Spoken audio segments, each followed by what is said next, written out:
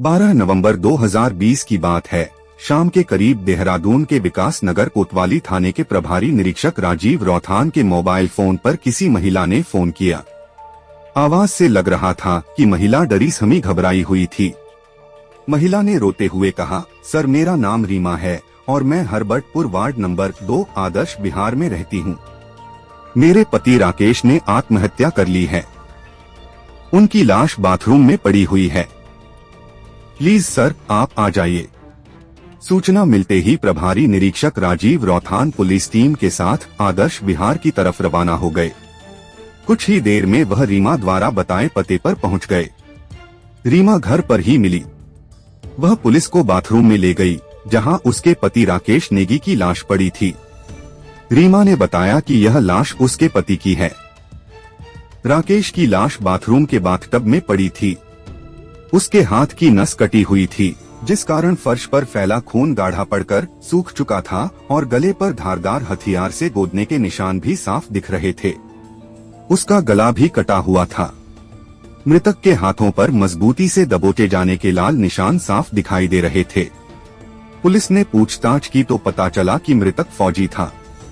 वह गढ़वाल राइफल में हवलदार के पद पर था और उसकी पोस्टिंग जम्मू में थी। राकेश पिछले महीने अक्टूबर की 14 तारीख को छुट्टियों पर घर आया था। लाश देखकर लग रहा था कि उसकी मौत हुए 12 घंटे से ज्यादा हो गए होंगे। पुलिस को राकेश के आत्महत्या के एंगल पर संदेह हुआ। उसके शरीर पर चोट के निशान और उसकी पत्नी द्वारा पुलिस को आत्महत्या की सूचना देरी से देने की बात ने संदेह को और गहरा कर दिया। राजीव रौथान को यह मामला आत्महत्या का कम और हत्या का अधिक लग रहा था, बल्कि शरीर के निशान देखकर उन्हें लगने लगा कि हत्या में एक से अधिक लोग शामिल रहे होंगे। उन्होंने इस बारे में वरिष्ठ अधिकारियों को सूचना दे दी। इस केस को सुलझाने के लिए एसएसपी ने एक पुलिस टीम बनाई, जिसमें सीओ धीरेन्द्र सिंह रावत, थाना प्रभारी राजीव रौथान, थाना प्रभारी कालसी गिरीश नेगी, एसआई रामनरेश शर्मा, जितेंद्र कुमार आदि को शामिल किया गया। मौके की कार्रवाई पूरी करने के बाद पुलिस ने मृतक फौजी के शव को पोस्टमार्टम के लिए भेज दिया। पोस्टमार्टम रिपोर्ट से पता चला कि राकेश नेगी ने खुदकुशी नहीं की थी, बल्कि उसकी हत्या की गई थी। हत्या का मामला सामने आने पर पुलिस तहकीकात में जुट गई। पुलिस ने मृतक की पत्नी रीमा नेगी को पूछताछ के लिए थाने बुला लिया। सख्ती से की गई इस पूछताछ में रीमा ने पति की हत्या का जुर्म स्वीकार कर लिया। सख्ती से की गई पूछताछ में घटना से जुड़े हैरान करने वाले सच सामने आए, जिसने सारी सच्चाई सामने ला दी। दरअसल बीते साल की बात है। देहरादून के हरबटपुर में रहने वाली 27 वर्षीय रीमा अपनी बेस्वाद जिंदगी से काफी उकता चुकी थी। रीमा का पति राकेश नेगी फौज में था। दोनों की शादी साल 2015 में हुई थी, लेकिन शादी के बाद दोनों ज्यादातर एक दूसरे से दूर ही रहे थे। राकेश अपने अधिकतर समय में रीमा से दूर किसी दूसरे राज्य में ड्यूटी पर रहता था। बहुत कम मौका होता जब वह घर पर आता। ऐसे में रीमा को लगता कि उसकी शादी तो हुई है, लेकिन शादी के बाद पति से मिलने वाली खुशी के लिए वह कई महीनों तक तरसती रहती है। राकेश घर आता भी था तो बहुत कम समय के लिए आता, फिर वापस चला जाता, जिसमें रीमा की शारीरिक हसरतें पूरी नहीं हो पाती थीं। सब कुछ था रीमा के पास, अच्छा खासा शहरी घर, खाने पीने की कोई कमी नहीं, फौजी की पत्नी होने का सम्मान, जहां चाहे घूमना फिरना। लेकिन नहीं थी तो वह खुशी जो शादी के बाद औरत अपने पति से चाहती है। रीमा अपनी जवानी की ऐसी दहलीज पर थी, जहां पर पहुंचकर पत्नी की खुशी पति के बाहों में होती है। जवान रीमा की जवानी उसे अंदर से कचोटती थी। वह अपने अकेलेपन से खिन्न थी। नयन नक्श से सुंदर रीमा खुद की सुंदरता को किसी पर न्यौछावर नहीं कर पा रही थी। वह अपने घर में खुद को अकेला महसूस करने लगी थी। इससे बचने के लिए रीमा ने सोचा कि अपने अकेलेपन को दूर करने लिए वह अपना समय ऐसी जगह लगाए जहां उसे यह सब याद ही न आए। इसके लिए उसने गार्डनिंग, घूमना फिरना, नई चीजें सीखना और जिम जाना शुरू कर दिया। यह बात सही है, जब जिंदगी में व्यस्तता होती है तो ध्यान बंट जाता है। लेकिन रीमा ने जैसा सोचा था ठीक उससे उल्टा हो गया।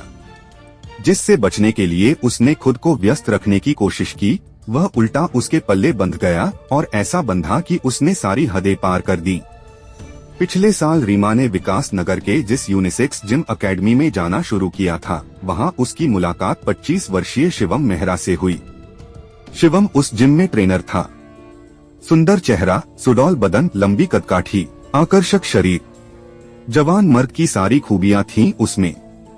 शिवम मेहरा विकास नगर में कल्याणपुरी का रहने वाला था।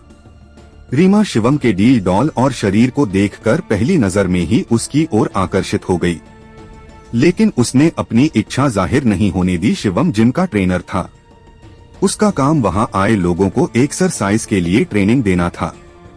शिवम जब रीमा की हेल्प के लिए उसके करीब आता तो तन बदन में मानो बिजली सी कौंध जाती। शिवम की हाथ या कमर पर हल्की सी छुअन भी शरीर में सिहरन पैदा कर देती।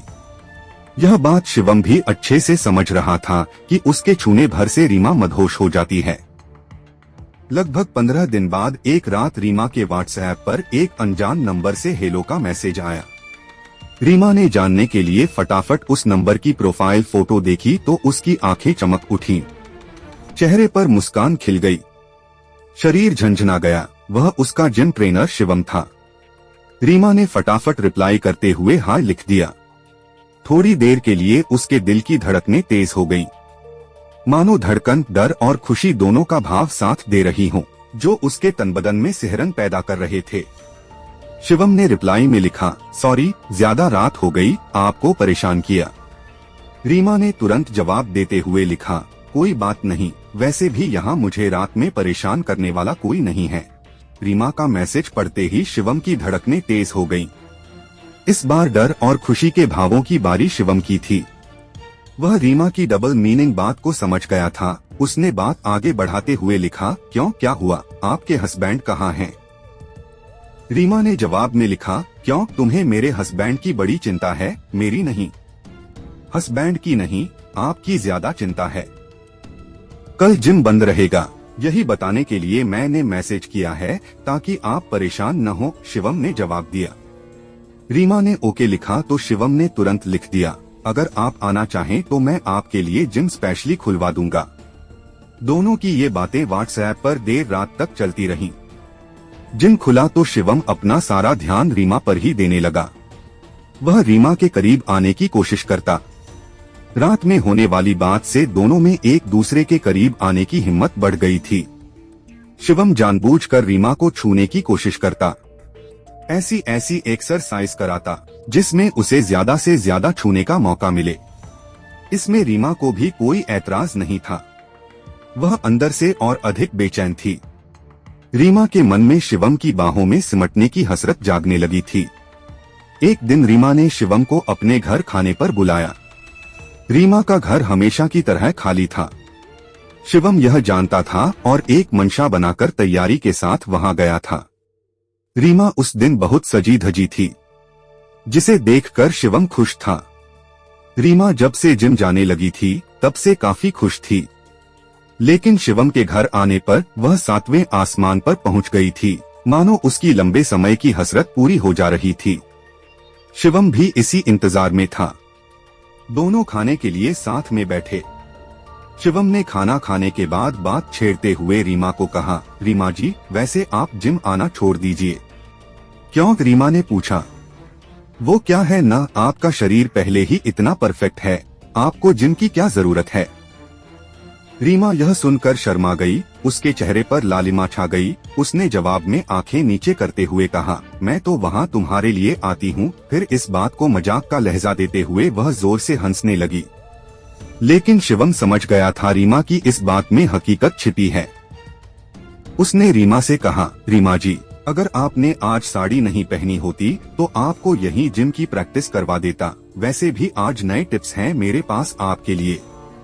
इसमें कौन सी बड़ी बात है, कहो तो अभी उतार दूं। रीमा ने तुरंत जवाब देते कहा। यह सुनते ही शिवम समझ गया कि रीमा ने अपनी बात छेड़ दी है। अब बारी शिवम की थी। शिवम ने भी चांस गवाए बगैर कह दिया, चलो फिर बेडरूम में, वहाँ वह सब होगा जो आप चाहती हैं और जो मैं चाहता हूँ। यह सुनकर रीमा मदहोश हो गई थी। उसने शिवम को झट से गले लगा लिया। शिवम ने भी उसे अपनी बाहों में जकड़ लिया, जिसके बाद दोनों ने अपनी हसरतें पूरी की। रीमा भूल गई कि उसकी शादी राकेश के साथ हो चुकी है। वे दोनों एक दूसरे की बाहों में गोते लगाते रहे। इसके बाद यह सिलसिला यूं ही चलता रहा। आमतौर पर रीमा का घर खाली ही रहता था, जहां वे जब चाहे मिल लिया करते। कभी कभी शिवम रीमा को जिम में सुबह सुबह जल्दी बुला लिया करता था, जहां वे अनीति की गहराइयों में गोते लगाते। कोई हकीकत लंबे समय तक दबी जरूर रह सकती है, लेकिन छिप नहीं सकती। और यही हुआ रीमा और शिवम के साथ। लॉकडाउन के बाद रीमा का पति राकेश जम्मू से छुट्टी लेकर 14 अक्टूबर को अपने घर देहरादून आया। घर आकर उसे रीमा का व्यवहार अलग सा लगा।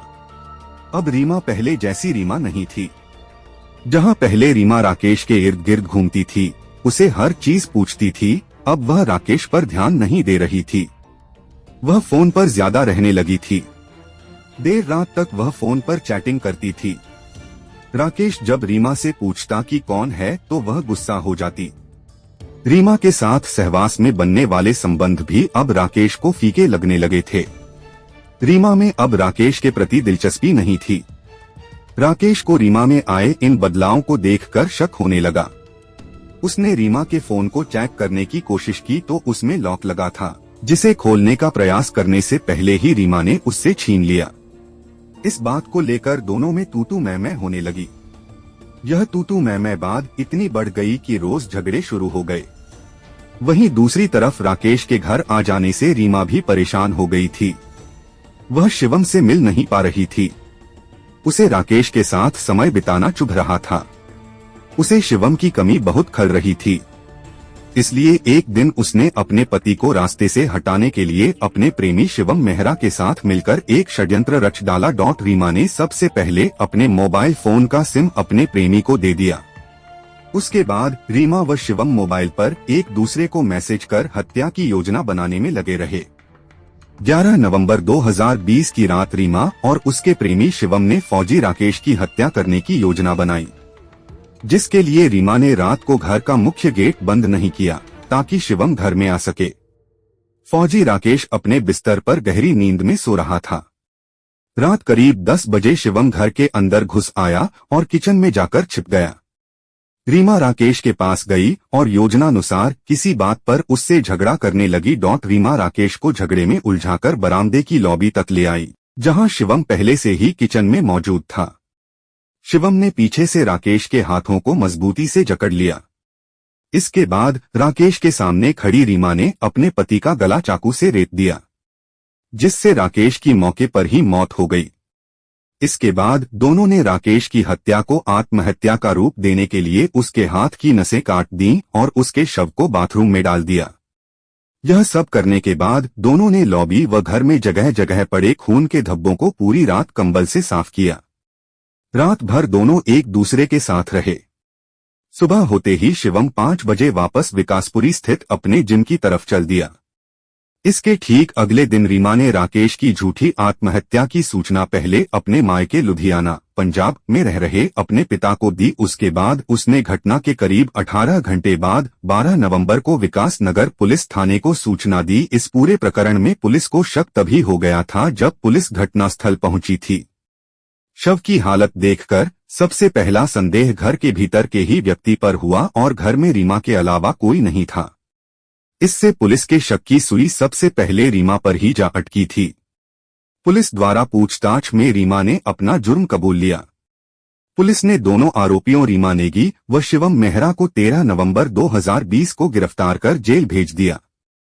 पुलिस ने हत्या में इस्तेमाल 2 चाकू व blade, mobile phone, scooty UK 16A 7059, मृतक व हत्यारोपी के खून से सने कपड़े व खून से सना कंबल भी बरामद कर लिया।